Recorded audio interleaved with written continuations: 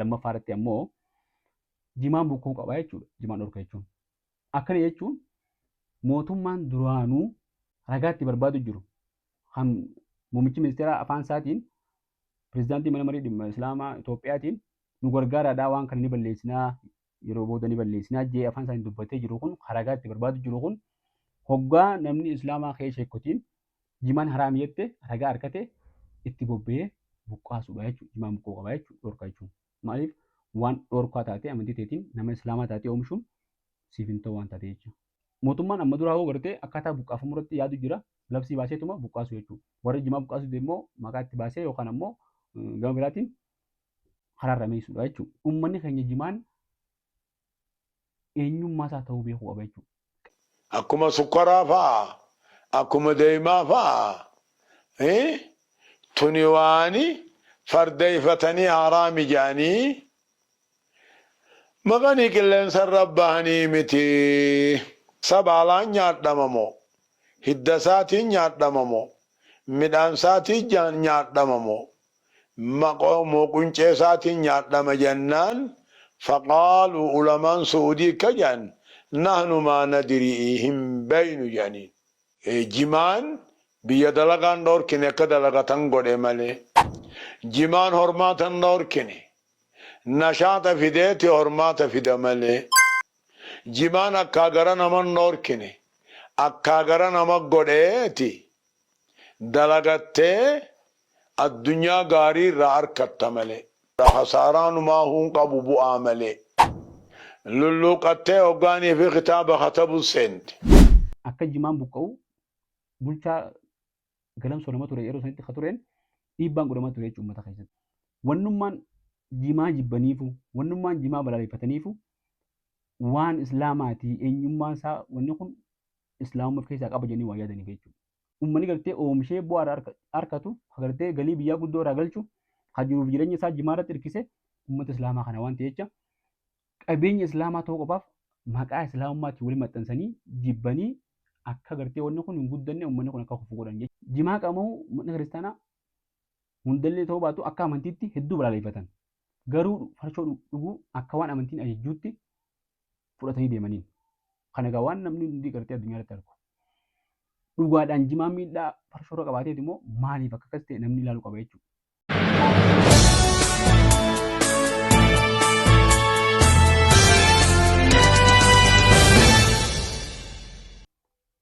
Kan sadaffaa akkuma uummata jennetti uummata Harargee cabsuudha. Tun ifaa ifatti imaammata deemu jiru jechuudha.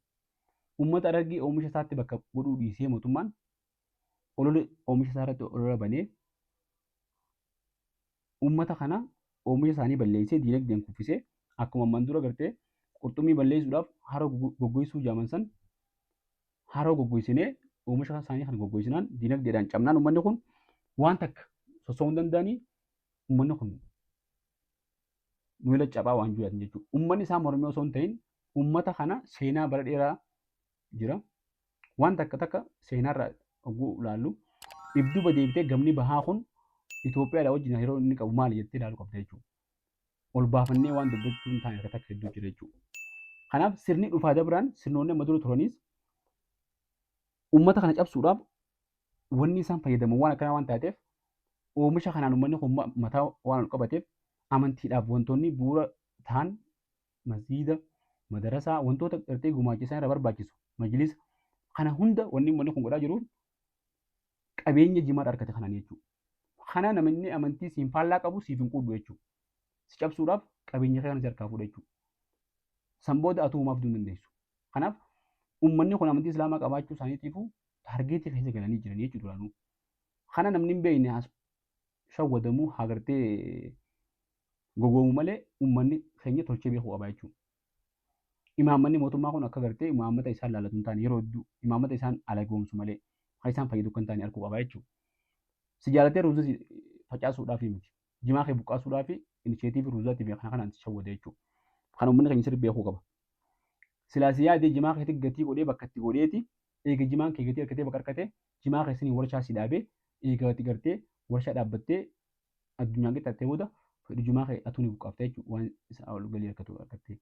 Yookaan ammoo oomisha jimaa kana akka gartee gama oomisha industirii deemu godhanii gama dhugaatii lallaafaatti maastiqaa, haancoo, shukuleettaa godhanii waan adda addaatti jechuudha. Yookaan bicaasaa akka inni fayyadamu godhanii akka gartee mooringaa sanitti hoddootti akka deemu godhanii gama adda addaatiin jimaa kana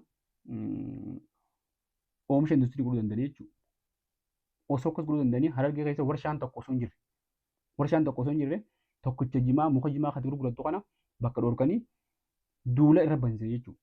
Wantoonni amma bara dabrees yeroo akkanaatti duulli akkanaa ka'e gama shaqala jimmaatiin. Ammas duulli kun ka'ee jira. Duulli akkanaa kun tuqanii ilaaluudha yeroo adda addaatti. Uummanni kun maal baateettu? Uummata Harargee cabsuun tun gama adda addaatiin cabsuu jiran. Isin hin laalle ta'a malee nama laalletti jechuudha. Uloomaayii ta'in jidduutti, sheekuu ta'in jidduutti, darasaa ta'in jidduutti balaa guddoo takka facaasanii jiran. Nama keenya diyaasporaa keenya jidduuttis taate uummata keenya jidduutti guutuutti balaa facaasan. Takka gosummaadhaan warri gartee gosummaa kana hedduu ajandaa godhee keessa gabbuusee qaama mootummaati. Uummata keenya keessatti bakka adda addaatti jechuudha gosummaa summii tana. Namni biraan beeku ta'a malee ni beekna. Kabiraa sheekotii teenya dhimma aqiidaatiin sheekotii teenya dhimma aqiidaatiin dhimma adda addaatiin maqaa itti baasee wal nyaachisuuf kan jiru harka biraa duuba jira. Kana itti yaaduu danda'u qaba namni Islaamaa. Yeroo dheertuu dura jechuudha. Sheekotii teenya jabduu beekamtuu uummata biratti kabajaa qabdu, jaalala qabdu akka uummanni gartee duree godhatee hin deemne dhiibbaa isaan godhan san jalaa baqachuudha jecha sheekotii san wal afaan deebisanii firraa callisiisuu yaadu jira jechuudha. Kana immoo namni sammuu mataan isaa banaa itti yaadu qaba jechuudha. Akkasumatti gama hundaan uummata kana cabsuudhaaf wal nyaachisanii wal afaan deebisanii itti oofan jechuudha. Numa keessaa haasanii tokko jimaan akka nama godha jimaan akka nama godha hajuu waan gartee qabataman hin qabne. Waan jimaan nama godhuu fi waan jimaan namaa godhu qabatamaa ragaan finnee bu'aa isaa akkaataatti guddifnu miidhaa isaa akka itti xiqqeessinu godhuu qabna malee waan tokko akkanumatti murtii rakkaninee waan beekumsatti hin qabne dandeettiitti hin qabne fiiguun faayidaa hin qabdu jechuudha. Kanaaf uummata kana cabsuudhaa jechuudha tokko gama dinagdeetiin uummanni cabee jira ammaa uummanni barana rooba gahaan harkanne haala hamaa keessa jira. Uummanni keenya kun mitira 30 eela qotanii eela baasanii kuwwaan gartee yeroo hunda agartanii. Kaafraffaadhaa uummata Oromoo keessaa uummata Oromoo Musliimaa kanneen gartee godina Baalee, Arsii, Jimmaa, Harargee uummanni kun uummata lakkoofsaan hedduu waan taateef qaamni biraa akka ati yaaddutti waan hin yaadneef yoo fedhee ati Oromoo si godheetu yaadu qaamni biraa. Si alagoomseeti Islaama waan taate jecha si addaan diigee wal afaan gara si galchee tokkummaa ta'e diigee sagalee ta'e xiqqeessee humnatee facaasaa jechuudha. Waan akkasii yaadamee na fakkaatti. Yeroo Arsiin, Harargeen, Jimma, Wallagga akka kanatti uummanni Islaamaa wal dhabu humni uummataa ni dhaabbata jechuudha.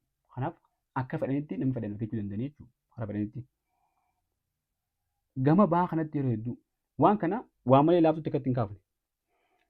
Seenaa keessatti Imaam Muhammad waan gartee barreessitoonni amma dura barreessanii jira. Imaam Muhammad gaafa mootummoota kiristaanaa kana cabsuudhaaf tidolu isin cabseetiin bataskaana keessan mana amantii keessan masjiida godhee dachii teessan ammoo jimaa dhaabaa jedhanii barreessanii jiran. Barreessitoonni gama lachuutu Araffaqiinis barreessee barreessitoonni kunis barreessanii jiran. Wanni kun Imaam Muhammad maaliif jimaa achi dhaabuudhaaf deema? Jimaan kun aayidentitii Islaamaati jedhanii qabatanii jiran jechuu jirri. Jimaa qabamu mana kiristaanaa hundallee ta'uu baatu akka amantiitti hedduu balaaleffatan. Garuu farshoo dhuguu akka waan amantiin ajajjuutti fudhatanii deemaniin. Kana egaa waan namni hundi gartee addunyaa irratti argu. Dhugaadhaan jimaa miidhaa farshoorra qabaateet immoo maaliif akka akkas ta'e namni ilaaluu qaba jechuudha. Waan jimaan kun uummata Islaamaa keessaan dhufeef. Uummanni itti fayyadamu Islaama qofaa miti. Garuu uummanni gartee oomishee bu'aa harkatu gartee galii biyyaa guddoo irraa galchu kan jiruuf jireenya isaa jimaa irratti hirkise uummata Islaamaa kana waan ta'e jecha qabeenya Islaamaa ta'uu qofaaf maqaa Islaamummaatti waliin maxxansanii jibbanii akka gartee wanni kun hin guddanne uummanni kun akka kufu godhan jechuudha. Amma duras bara Haile Sillaasee keessa akka jimaan buqqa'u bulchaa galamsoo nama ture yeroo sanitti akka tureen dhiibbaan godhamaa ture jechuudha uummata keessatti akka jimaan buqqa'u oomishni biraa akka bakka bu'u. Kanaaf eenyummaa tana waan kana Abiyyis paarlaamaa irratti kaasee ture amma dura. jimaa fi islaamummaa wal qabsiisnee ajjee gaafii Sheekh Usmaan durii dhiyeesseef.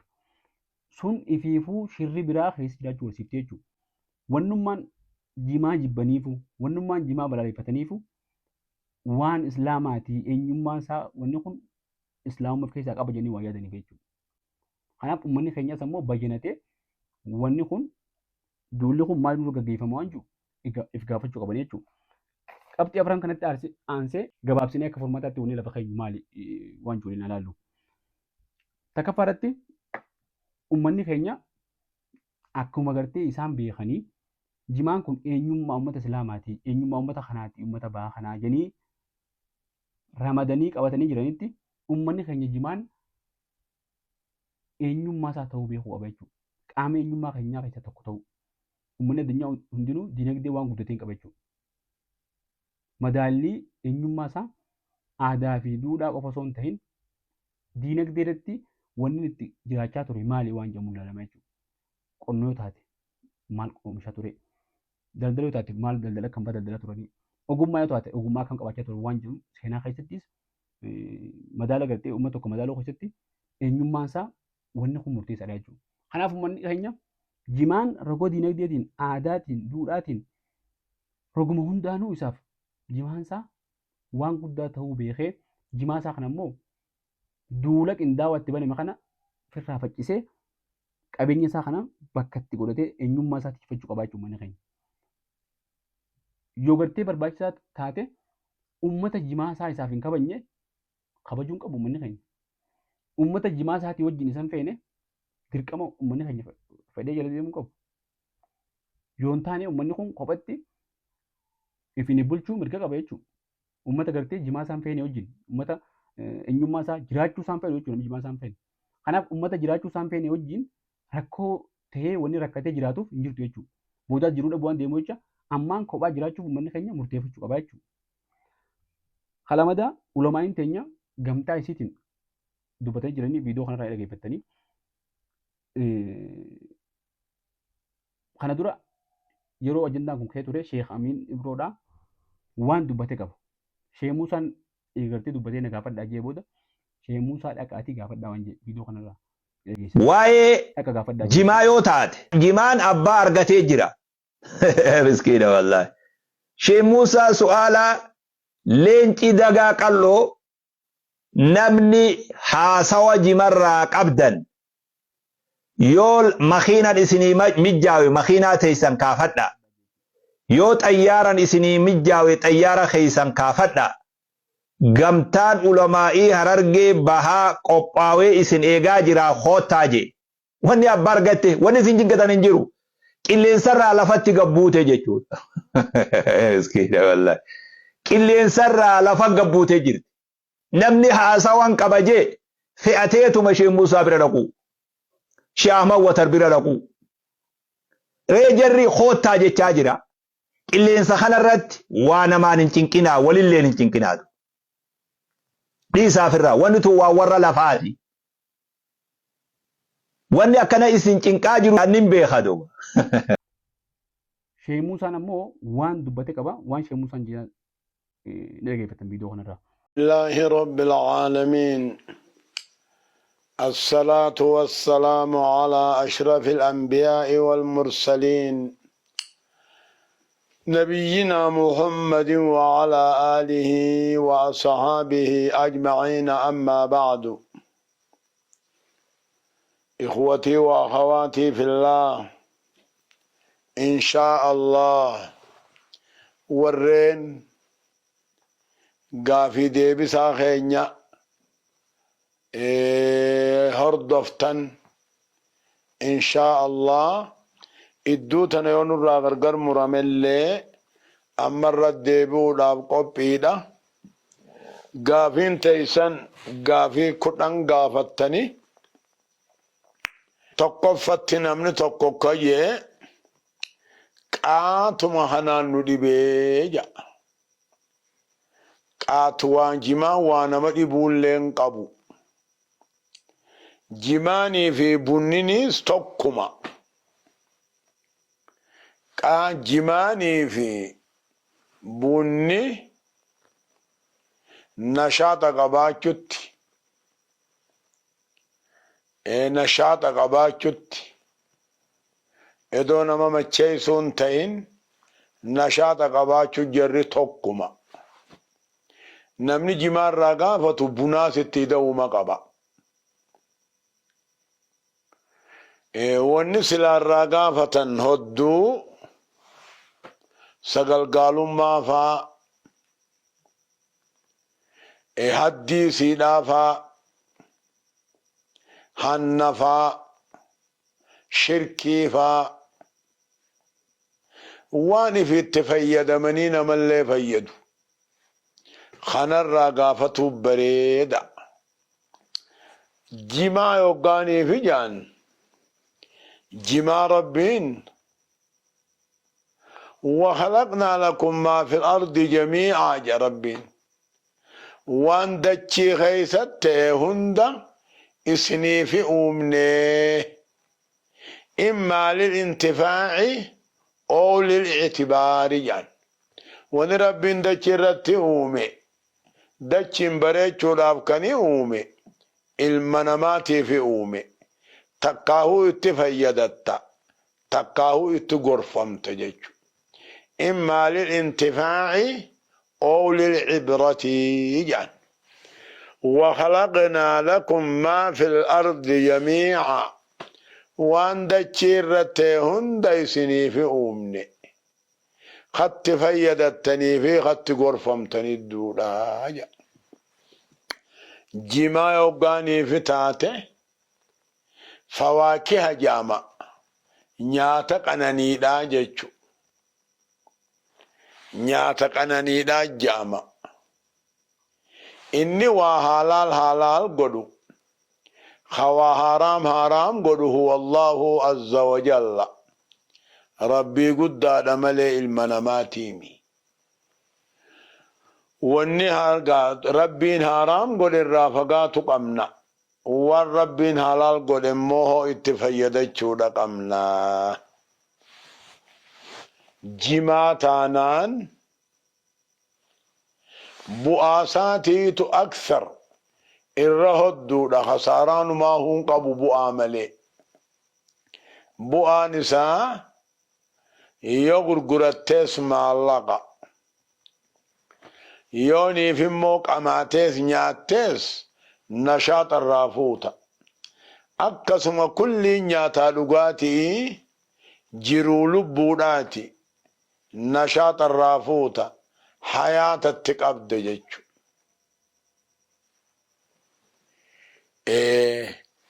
Amma warri haraamiyyuu khasaara qabaa, dalaga nama dhoorkaa, hujii nama dhoorkaa, jiruu ammoo usraa haaskaa wajjin jiraachuullee hin dandayuu jedhan. Keessuma dubbumaa keessan galiniifi malee dalagaa naman dhoorku. Yoo nyaattee qamaatehi dalaguttillee nashaata qabda, mirqaana qabda. Akkasuma limmata nyaattus yoo nyaatte jiruullee qabaatta, mirqaanaa nashaataas qabda. Nashaata qaba malee hifannaa deemsisa malee machummaa jechuun bar mammaraachuu jechuu. Si mammaraachuu laal inni. Mammaraachuu jechuun mammaraattee haateefaa hamtuudhaa barbaadu. Jaartii fi si addaa wallaaltee. Obboleettii teefaa hamtuudhaa barbaadu. Jaartiin gargar wallaalte. Akkaataa san jimaan hin qabu. Namni qameheetiin lulluqqadheetiin ol ka'uu dadhabe hajuu dhagayameenuma hin jirre. Jimaa qameheetiin lulluqqadhee mammaraadhee humaa addaa wallaale namni jiru. Hindurii sin jenne ganaallee hin jiru ammallee hajee hin jiru jechu. Shee'ii takka haraami jechuu dura maal irran murteeysina jechula. الحكم على الشيء فرع من تصوره جان. الحكم على الشيء حلال حرام مرتيسون فرع عن تصوره. ايغا إسا صورتي بيت مال نما قدا ايغا بيت قبدي ميچيرتي ركو إني في دهدو 100% تقول قبدي وقوسي وان جت سنو قرآن حديث الرايو حجا قبات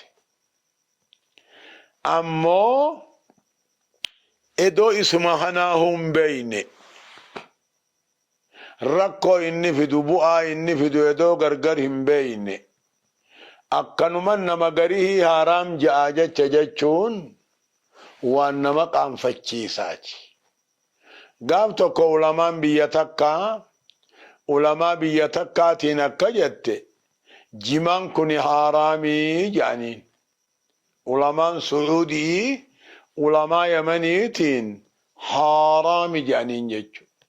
فقالت علماء يمني أكا جتيني سيسيا علماء سعودي جماعة نبيتوه سبالان نيادممو هدساتي نيادممو مدانساتي نيادممو مقومو قنچيساتي نيادم جنان. فقالوا علماء سعودي كجان نحن ما ندريهم بين جانين. إذن صاحب البيت أدرى ما في بيته جانين. أبا مناتي ومن ساخي سجربيخا نتيجي من بيتين يجرا بؤا خسارا ساوان في دنوت بيخا بؤا ملي خسارا إني في دن بين تلين رقمني دريس ما هو براء جانين. شيخ العثيمين رحمه الله أكجي وان جمت ترروا بيتي جماتيز علماء قبدي علماء والربي يجماتي فاديف نوهي يجي كتاب ساخي ست علماء بيجماتي وان جمان جامو يوديف نبريد جاما جين. نما بيخوتو الحكم على الشيء فرع من تصوره. ايغا بيته قبدي ميچيرته وان اني بهو اگرته بو داهي حلال حرامنا مرتي سودنديس جچو. اكسد دوبا بليين اسلاما جما وغاني في جان وري حرام جو هريبا نمر اور كفا جان. الدنيا غوتون تنجما نياتي رفتت بيري واخاتي بر حاسكاوا جنگلو نمر اور كجاني. الدنيا تن الرغدون سي جما قماته تم دل نما خن اور تيبر ور حرام جو كجان نما مچيس نما مراچا جان فرشو فكاتا جان. حاشا لله فرشو لم فكاتو فرشو رجچو رسولنا كجان كل ما خامر العقل أي سترها وفتر البدن عن العمل جان. وانصري غرقلچه هل كني غيانا ما والله جان. وان قمنا مقام لافسه القعود الدبده فنچان سگرا گيفچو نمدت دبسيسو جان. ادو گلال تجما هنا همنا سيد نشاط سيد عمله القو سندت دبسيسو بر. اما سر سيد عمله جارتي في حالات داوس والله كسوبر. جماني في فرشون بينهما بون بعيد غراغر ما قدو جرجج. اما وربرتو تتاتي للوقتي اوغاني في خطاب خطب السنت إلى فجر التيو مغرب الشاي سقدي خطبوا لأيو سنتي harfi takka tini daatu bar harfi takka jijjiirtu hin baddaltu bar farshoo dhuganii mee waa katabiyyannaan haashaa lillah tanaafuu obboleeyyan islaamaa waan hin beeynu min alcilmi waan hin beeyne an hin beeku jechuun beekomsa rabbii qooduurraayi نمني وابيخ وان بيخ هاجو يا والله لمو فليقول الله أعلم ربي بيخ هاجو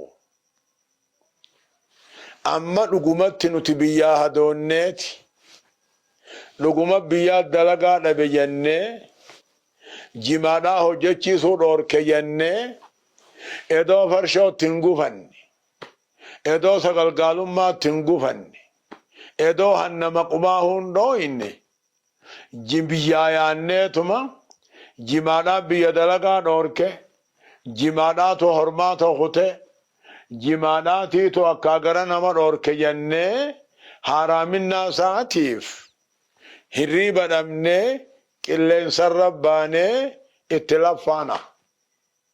itti laffaanu laffayna jimaan biyya dalagaan dhoorkine akka dalagatan godhe malee jimaan hormaatan dhoorkine nashaata fideeti hormaata fida malee jimaan akka gara naman dhoorkine akka gara nama godheeti dalagattee addunyaa gaarii irraa harkatta malee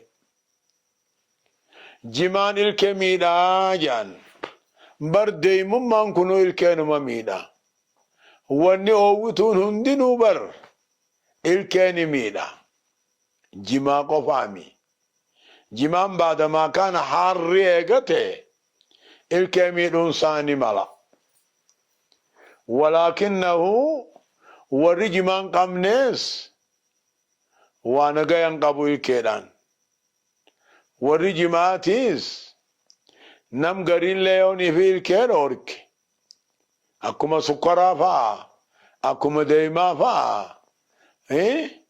tuni waani fardeeyfatanii haraami jaanii maqanii qilleensarra bahanii miti tanaafuu awwaniniin dhaamu namni munaazacaa takkaahuu munaaqashaa jimaarraa haasaawa namni barbaadu فليأتي إلينا إن شاء الله نحن موجودون في شرق هرر في قرصوم جيجو نمني حكمي جماعة مناقشان قدو فلجو دفع وجاساون دندنيا فرشون سرق جيرتين سرق فين قلبي في سنتولتو قاما في سنتولتو أما قادوبا إن شاء الله هم نمرة قبابنا هم نمرة تنرى قدوما جماجة چمور ركتنا عنجا Ulamaan teenya akkaataa sheemuu fi shakkuu dhimma waliin dhuftaanatti walitti dhufanii irree isaanii jabeeffachuu qaban. Eenyummaa teenya akka ta'e jimaan sheemusaan caffee irratti illee madura haasaa ture bakka adda addaatti waan jimaa haasaa ture jechuudha. Waan kan nu gaafadhaa nu beekaa uummanni keenya kanaan jiraata. Qabsoo keessatti gumaacha wanni godhee waan kana wayyaana qabsoo keessatti gumaacha laaftuun goone mootummaa deeggaruu keessatti raayyaa ittisa biyyaati waan hunda gargaarsa deeggarsa waan hunda kan nu keessatti uummanni keenya kun dura jira. Dura kana immoo bakka inni irraa dhufee godhu jiru oomisha jimaa kanarraa waan harkatanii jee sheemusaan dubbatee jechuudha bidoo kanarraa agartanii. Kanaaf akkaataa sheemusaan jee kanatti uummanni keenya dammaqee bayyanatee hubachuu qabaa jechuudha. Kabiraa Oromoon kutaalee biraa jechuudha godinaalee biraa dhimmi jimaa kun dhimma harargee qofa akka ta'etti qabatee dhiisuu hin qabu. Ammaan dura gaafa sirna wayyaana irratti waliin qabsoofnu laga dambii kajamu gujii keessatti albunni itti saamamaa seeraan ala uummanni osoo irraan fayyadamne albunni saamamaa waan ture jecha sagalee takkan Oromoon guutuun falmaa turte. Yeroo jimaan saamamu yeroo oomishni jimaa bakka dhabu yeroo jimaan uummata kanaa jechuudha. Imaamata dabaatiin akka buqqaafamuuf uummanni kun akka laamshoof dinagdeen irra deemoo uummanni Oromoo callisuun qabu jechuudha. Sagalee takkaan dubbatee dhimmi kun dhimma keenya jee laalaan argee laalaa teenya jee dubbachuu qabaa jechuudha. Kabiraa bakka bu'oonni paarlamaa fi caffee uummata wanni kun oomishni jimaa kun eenyummaa uummata keenyaati jedhanii qaama mootummaatiif qaamolee adda addaa amansiisuu qaban jechuudha. Amansiisanii amma durallee warri paarlamaa sochii bareedduu ajaa'ibaa godhanii ammallee akka godhan abdii qabna dhiibbaa godhanii qabeenya uummataa kanatti bakka godhu qabanii jechuudha. Kabiraa dhaabbileen mootummaa fi miti mootummaa dhaabbileen adda addaa qorannoo ogeessitu yuunivarsiitiin jirtu kooleejileen adda addaa NGOleen jirtu dhaabbileen miidiyaa dhaabbileen mirga namaa uummata kanaaf jimaa walii maali waan jirutti xiyyeeffannoo kennanii uummata kana baraaruudhaaf tumsa godhuu qabanii jechuudha. Kanaaf akka yaada furmaataatti qabxiilee shanan kana dhiiga kaafnee booda dhimma jimaan halaali moo haraami ijuutti seenuun diras barbaachisaa miti. Wanni irratti xiyyeeffachuu qabnu uummanni keenya hongee barana isa buute kana hanga baasa gartee dhaabbileen UN fi dhaabbileen adda addaa hundi mijuutu kana uummata Harargee kan gartee oomishni isaa bishingaan looziin wanni adda addaa osoo gartee oomishaaf hin geenye karatti irraa hafte kana akkamitti uummanni kun akka amata ce'uu danda'u akkamitti uummanni kun ilmaan isaa jiraachisuu akka danda'u mala dha'uudha malee oomisha isaa kan jimaa kanaa'u deemanii haraaminaadhaan ammaas uummata kana miidhuun barbaachisaa miti. Waan sheemuu isaan ji'uu kana dhageeffannee fatwaa'in nuti ulamaa'in nuti jala deemnu ulamaa'ii teenya waan gartee ulamaa'in teenya dhageeffachaa waliin deemuu qabna. Nuutu rafeehi waan kana ajandaa rabbiin kaasee leenca rafee duraanuu gartee waan du'e se'anii duubaa wanta jedhanii uummanni keenya ka'ee irree isaa tokkoonfatee oomisha isaatii fi eenyummaa isaa xiyyeeffachuu qaba. Siin jenna. Arraaf sagantaa kana asitti gartee gabaabsinee waan kana hanga yoo dhiyeessine fuulduratti immoo waa'ee jimaa fi gartee Harargee waliin maal akka ta'an daldalli jimaa kun akkaataa inni daldalamuu fi akkaataa inni as ga'e seenaa isaatiif waa hunda isaa aadaan uummanni Harargee gartee jimaa wajjin qabu maalii akkamii waan jiru hunda bifa adda addaatiin jala buunee kan isin dhiyeessuu ta'a. Amma duraas gartee jala buuneeti deemaa ture. Barreeffamoota hedduu jira, dookumentiilee hedduu jira. Waan jiru hunda walitti qabannee isin kageenyu ta'a. Har'aaf asumatti dhaabna.